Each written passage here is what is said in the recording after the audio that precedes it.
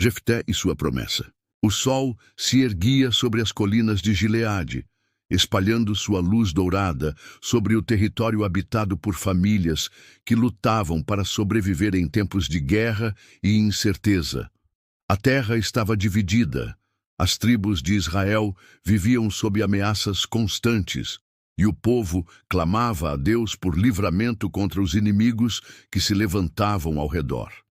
Nesse cenário surgiu a figura de Jefté, um homem marcado por rejeição, mas também por coragem e determinação, cuja história seria lembrada para sempre. Jefté era filho de Gileade, mas sua origem era vista com desprezo, pois sua mãe não era a esposa legítima de seu pai, e sim uma mulher estrangeira. Desde cedo, ele foi alvo de rejeição pelos próprios irmãos, que o expulsaram de sua herança e o obrigaram a viver longe de sua família.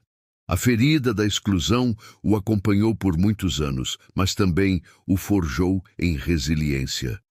Isolado, ele encontrou refúgio nas terras de Tobi, onde reuniu homens valentes e se tornou líder de um pequeno grupo de guerreiros. Enquanto Jefté vivia afastado, Israel enfrentava ameaças crescentes dos amonitas.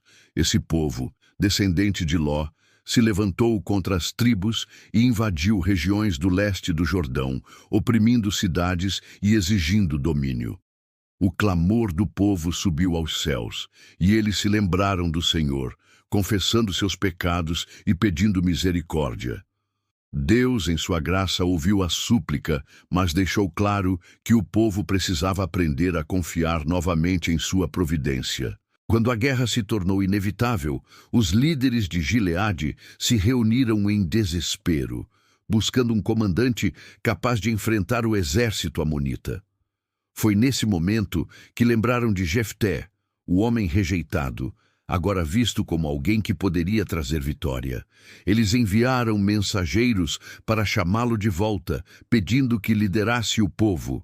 Jefté recebeu a proposta com desconfiança, lembrando das ofensas sofridas, mas ouviu as palavras de arrependimento dos anciãos. Em um encontro solene, Jefté perguntou se realmente o colocariam como chefe caso Deus lhe desse a vitória.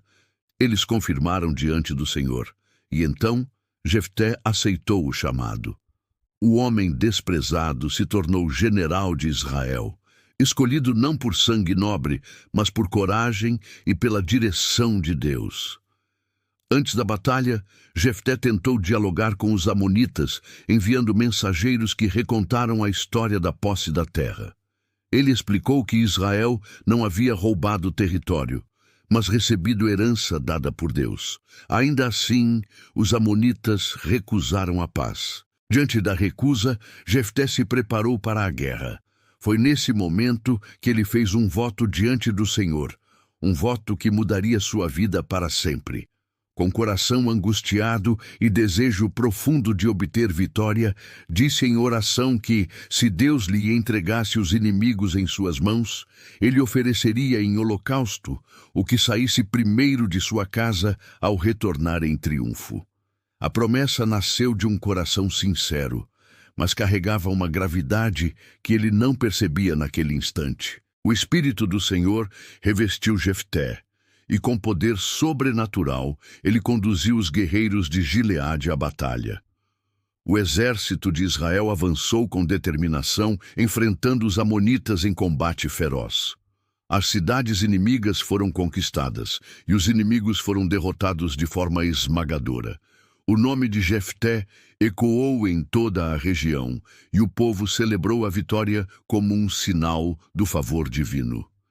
Israel estava livre, pelo menos por um tempo, das mãos de seus opressores. Com o coração aliviado e cheio de gratidão, Jefté retornou para sua casa em Mispa.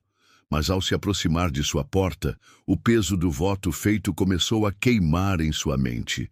Ele havia prometido entregar em sacrifício aquilo que saísse primeiro ao seu encontro. E para sua dor indescritível, quem surgiu diante dele não foi um servo ou um animal, mas sua própria filha, sua única filha, dançando e tocando tamborins para celebrar a vitória de seu pai. O mundo de Jefté desabou naquele instante. A jovem, cheia de alegria e inocência, não sabia do voto. Mas Jefté rasgou suas roupas em desespero e disse que havia feito uma promessa ao Senhor, da qual não poderia voltar atrás. Ele explicou à filha o peso de suas palavras, e lágrimas correram pelo seu rosto. Ela, em sua juventude e coragem, não fugiu da responsabilidade. Pelo contrário, respondeu com submissão que, se o voto era ao Senhor, deveria ser cumprido. Pediu apenas 2 meses para se afastar com suas companheiras e chorar pela vida que não teria, pois nunca conheceria o casamento nem a maternidade. O povo testemunhou essa cena com tristeza profunda. A filha de Jefté saiu para as montanhas, onde passou dias chorando pela sua juventude interrompida. Quando retornou, a promessa foi cumprida conforme o voto. O coração de Jefté foi marcado para sempre, e Israel nunca esqueceu o sacrifício. Tanto que se tornou costume entre as moças israelitas saírem todos os anos para lembrar a filha de Jefté, honrando sua memória e sua entrega. A história de Jefté e sua promessa ecoou como advertência para as gerações. Mostrou a seriedade das palavras diante de Deus e o perigo de fazer votos impensados. Ao mesmo tempo, revelou a fidelidade do Senhor em conceder vitória e como mesmo os mais rejeitados podem ser levantados para propósitos grandiosos.